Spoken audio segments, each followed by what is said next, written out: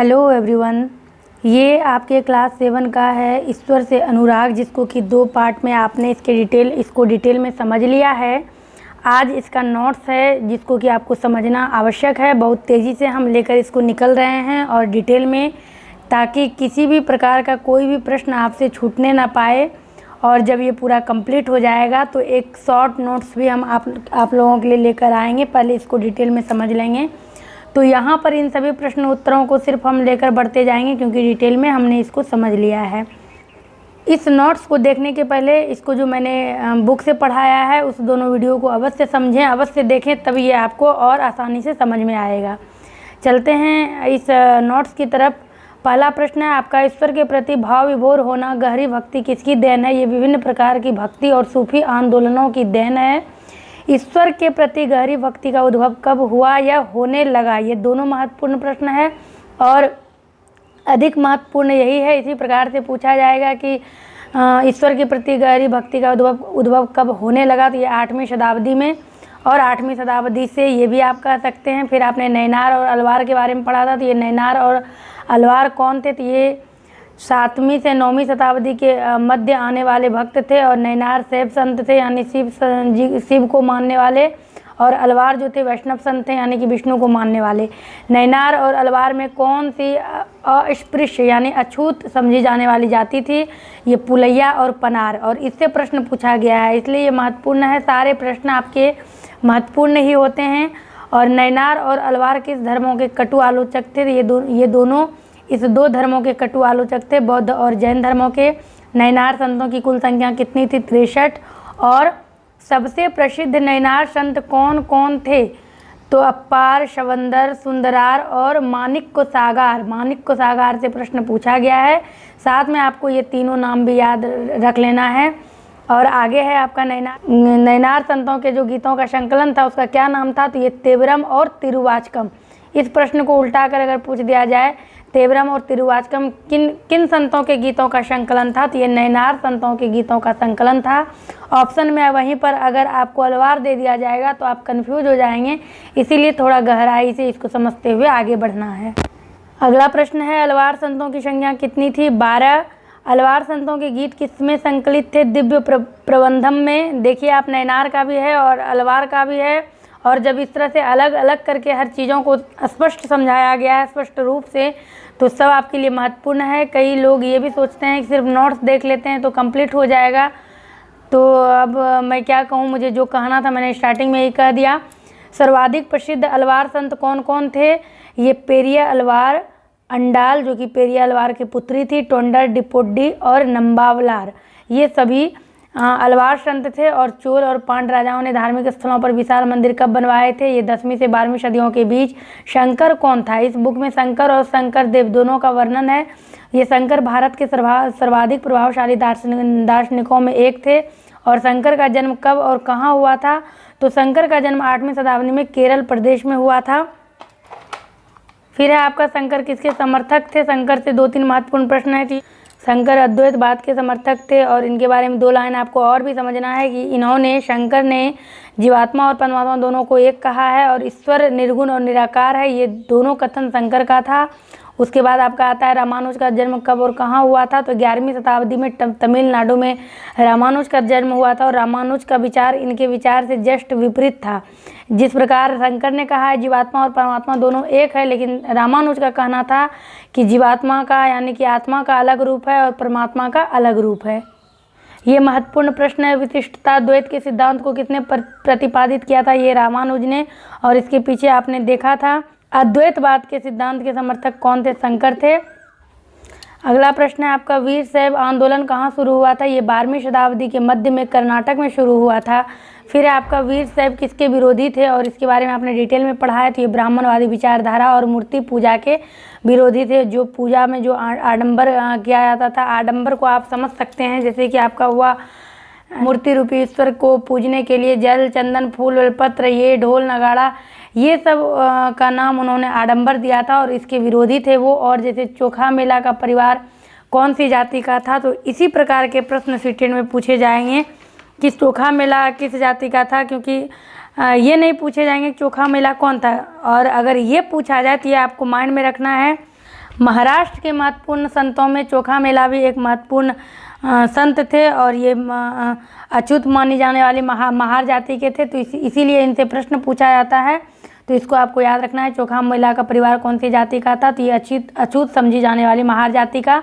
महाराष्ट्र के महत्वपूर्ण संत कौन कौन थे, ज्ञानेश्वर, नामदेव, एकनाथ, तुकाराम और सखुबाई स्त्री थी। और इसको आपने मानचित्र में देखा है कल के क्लास में। विट्ठल का क्या अर्थ है, विष्णु का एक रूप। नरसिंह मेहता कौन थे, ये महत्वपूर्ण प्रश्न। ये सुप्रसिद्ध गुजराती संत थे। और वैष्णव जनते तेने कहिए पीर पर आई जाने, किसने कहा था, ये गुजराती संत नरसिंह मेहता ने। कर्मा मेला कौन थे, ये चोखा मेला के पुत्र थे। ये भी महत्वपूर्ण प्रश्न है, थोड़ा कन्फ्यूजन वाला है लेकिन महत्वपूर्ण प्रश्न है। अगला प्रश्न है आपका, धर्म के कर्म कांडों, अन्य बनावटी पहलुओं तथा समाज व्यवस्था की आलोचना किसने की थी। ये आपने नामपंथी देखा, सिद्ध देखा, योगी देखा, इन सभी ने किया था। और इसके पहले भी जो आपने देखा, जो कि आपने वीर साहब के बारे में पढ़ा, वो भी इन सब चीज़ों के विरोधी थे। और किस प्रकार के मुसलमान रहस्यवादी थे, ये सूफी मुसलमान रहस्यवादी थे। मुसलमानों के धार्मिक कानून को क्या कहा जाता है, शरीयत कहा जाता है। और शरीयत को मुसलमानों का धार्मिक कानून किसने बनाया था, ये मुस्लिम विद्वानों ने बनाया था। और मध्य एशिया के किन महान सूफी संतों का नाम उल्लेखनीय है, तो ये गज्जाली, रूमी और सादी, इन तीनों सूफी संतों का जो मध्य एशिया के थे इनका नाम उल्लेखनीय है। पहले ये मध्य एशिया के थे लेकिन धीरे धीरे ये 11वीं शताब्दी के आसपास इन सभी संतों ने, जो मध्य एशिया में सूफी संत थे, वो हिंदुस्तान की ओर बढ़ना उन्होंने शुरू कर दिया। फिर आपका है जिक्र, क्षमा और रक्स का क्या अर्थ है। जिक्र का अर्थ हुआ नाम का जाप, क्षमा हो गया गाना और रक्स हो गया आपका नृत्य। खानका से क्या तात्पर्य है, सूफी संस्था जहाँ सूफी संत रहते हैं उसे खानकाह कहते हैं। और मध्य एशिया से आकर हिंदुस्तान में सूफी संतों के द्वारा बसने की प्रक्रिया कब प्रारंभ हुई, तो ये आपके 11वीं शताब्दी में प्रारंभ हुई है। ये कुछ महत्वपूर्ण प्रश्न हैं कि ये जो ख्वाजा मोइनुद्दीन चिश्ती थे ये कहाँ के थे, ये अजमेर के थे। कुतुबुद्दीन बख्तियार काकी कहाँ के थे, ये दिल्ली के थे। बाबा फरीद कहाँ के थे, पंजाब के। ख्वाजा निजामुद्दीन औलिया कहाँ के थे, दिल्ली के। और बंदान वाज सिसुदराज कहाँ के थे, ये गुलबर्ग के थे। ये सभी आपको याद रखना होगा, क्या पता बीच से कोई निकाल कर पूछ दे। जलाउद्दीन रूमी कौन थे, तो ये 13वीं सदी के महान सूफी शायर थे।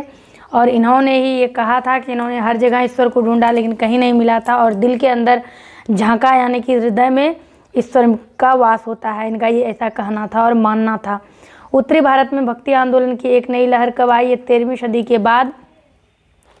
अवधी कहाँ बोली जाती है, ये पूर्वी उत्तर प्रदेश में। रामचरितमानस को अवधी में किसने लिखा है, तुलसीदास ने, क्योंकि रामचरितमानस को कई विद्वानों ने लिखा है लेकिन अवधी में लिखने वाले तुलसीदास थे। और सागर, सुरसावली और साहित्य लहरी किसकी रचना है, तो ये रचना सूरदास की है। और अगला है आपका, नामघर स्थापित करने की पद्धति किसने चलाई थी, तो ये असम के शंकर देव ने चलाई थी।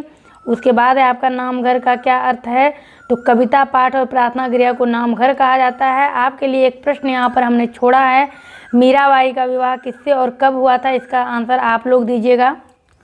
उसके बाद अगला प्रश्न है आपका, कबीर का जन्म कब और कहाँ हुआ था, 15वीं-16वीं सदी में बनारस में हुआ था, यानी बनारस के आसपास मुसलमान जुलाहा यानी बुनकर के परिवार में। कबीर से जुड़े हुए कई प्रश्न हैं। कबीर के कुछ भजन कहाँ संग्रहित एवं सुरक्षित हैं, तो आपने ये पढ़ा था गुरु ग्रंथ साहब में। आगे आपको ये प्रश्न मिलेगा, गुरु ग्रंथ साहब में किन किन कवियों की वाणी जोड़ी गई है, जो कि आपके बुक में है और महत्वपूर्ण प्रश्न है। तो यहाँ आप देख लीजिए, कबीर के कुछ भजन कहाँ संग्रहित एवं सुरक्षित हैं, तो गुरु ग्रंथ साहब में, पंचबानी और बीजक में।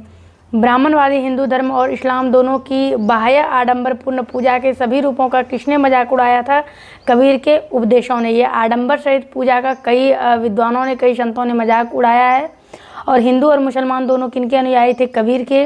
बाबा गुरु नानक का जन्म कहाँ हुआ था, तलवंडी में, पाकिस्तान के आसपास। पाकिस्तान में जो ननकावा साहब है वहीं पर ये तलवंडी में इनका जन्म हुआ था। और इनका जन्म काल 1469 से 1539 ईस्वी तक था। लंगर किस जगह को कहा गया है, तो ये बाबा गुरु नानक के अनुयायी जो सभी जाति, धर्म और लिंग के होते थे, किसी को किसी से कोई भेदभाव नहीं था, वो सभी इकट्ठा होकर खाना पीना ग्रहण करते थे, उसी को लंगर कहा गया है। और आज कोयल की कूकने की आवाज़ कुछ ज़्यादा ही सुनाई दे रही है।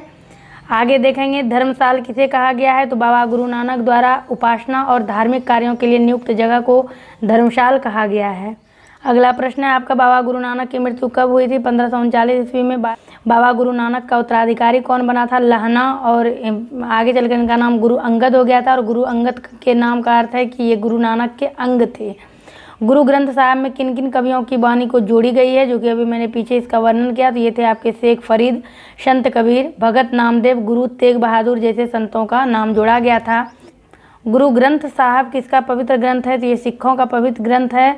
और सिखों के ग्रंथ गुरु ग्रंथ साहब को किसने और कब प्रमाणित किया था? 1706 ईस्वी में तेग बहादुर के पुत्र गुरु गोविंद ने प्रमाणित किया था सिखों के ग्रंथ गुरु ग्रंथ साहब को। और 1606 ईस्वी में गुरु अर्जन को किसने मृत्युदंड देने का आदेश दिया था? मुगल सम्राट जहांगीर ने। और खालसा पंथ का निर्माण किसने किया और कब? तो 1699 ईस्वी में गुरु गोविंद सिंह ने किया था। और खालसा पंथ का अर्थ होता है सिखों का समुदाय। जब ये जहांगीर ने आक्रमण करने की बात कही, मृत्युदंड दिया, तब इन लोगों ने भी अपना एक समुदाय का निर्माण किया। और अगला प्रश्न है आपका, गुरु नानक ने अपने उपदेश के सार को व्यक्त करने के लिए किन 3 शब्दों का प्रयोग किया था? यह है आपके नाम, दान और स्नान। और इन तीनों शब्दों के अर्थ को भी आपको जानना पड़ेगा। अगला प्रश्न है आपका, नाम, दान तथा स्नान से इनका क्या तात्पर्य था? नाम से सही उपासना, दान से दूसरों का भला करना, और स्नान से आचार विचार की पवित्रता। ये तीनों शब्द महत्वपूर्ण है और आपको याद रखना है। और लास्ट है आपका, जर्मन भाषा में बाइबल का अनुवाद किसने किया था? ये अति महत्वपूर्ण प्रश्न 16वीं शताब्दी में मार्टिन लूथर ने किया था। तो ये सभी आपके महत्वपूर्ण प्रश्न हैं जो कि एक नोट्स के रूप में आपको मिल जाएंगे। इसका PDF भी मैं आपको प्रयास करूंगी इसी वीडियो के डिस्क्रिप्शन में देने का। अब हम चलते हैं बुक के प्रश्न उत्तर की तरफ। ये है आपका निम्नलिखित में मेल बैठाइए। तो ये आप अलवार जैसे आपके माइंड में नैनार आएगा। ये शिव की पूजा करते थे, शिव संत थे। अलवार विष्णु की पूजा करते थे, विष्णु भक्त थे। निजामुद्दीन औलिया ये जो थे ये सूफी संत थे। और शंकर देव इन्होंने नामघर की पद्धति चलाई थी। तो बचा क्या? बुद्ध। और इधर क्या बचा? सामाजिक अंतरों पर सवाल उठाए। तो ये आपका हो गया निम्नलिखित में मेल बैठाने का कंप्लीट। लेकिन ये जो है आपका रिक्त स्थान की पूर्ति करे, ये मैंने आपके लिए छोड़ा है। शंकर किसके समर्थक थे? रामानुज के द्वारा कौन प्रभावित हुए थे? और ये आपका है वीर शैव मत के कौन कौन समर्थक थे? और महाराष्ट्र में भक्ति परंपरा का एक महत्वपूर्ण केंद्र था। इस चारों प्रश्नों का उत्तर आप लोगों को देना है। और आप लोगों ने पिछले नोट्स में कुछ प्रश्नों का उत्तर दिया है जिनका नाम मैं अभी लेने वाली हूँ। इसके पहले आपने ये देखा कि अगर आपने बुक को डिटेल में 2 भागों में पढ़ा तो नोट्स बिल्कुल कम ड्यूरेशन में कंप्लीट हो गया। तो अब हम आप लोगों के नाम को लेने जा रहे हैं जिन्होंने पिछले प्रश्न के उत्तर को दिया है।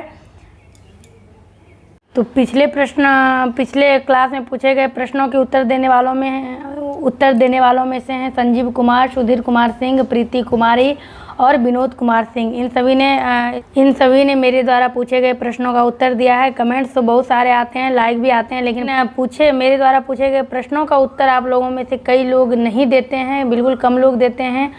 तो एक बार देने का आदी बनिए, यानी कि जो प्रश्न पूछा जाए उसको अगर उत्तर देने के लिए आप अपने अंदर ये आदत डाल लेंगे तो आप निश्चित तौर से इस चीज़ को गहराई से पढ़ेंगे, क्योंकि आपके मन में ये चलेगा कि हम समझ के पढ़ेंगे तभी हम उत्तर दे पाएंगे। तो पूछे गए प्रश्नों का उत्तर देने का प्रयास करें। ये वीडियो आपके लिए काफ़ी हेल्पफुल रहा होगा। वीडियो को लाइक करिएगा, कमेंट्स कर अपनी प्रतिक्रिया जरूर दीजिएगा। जो प्रश्न पूछा गया है, नोट्स में 1 प्रश्न पूछा गया है और 4 प्रश्न यहाँ पूछा गया है, इस प्रश्नों का भी आप लोग उत्तर दीजिएगा। मिलते हैं आपसे अपने अगले क्लास में एक नए टॉपिक को लेकर। बने रहिए आप इस चैनल के साथ।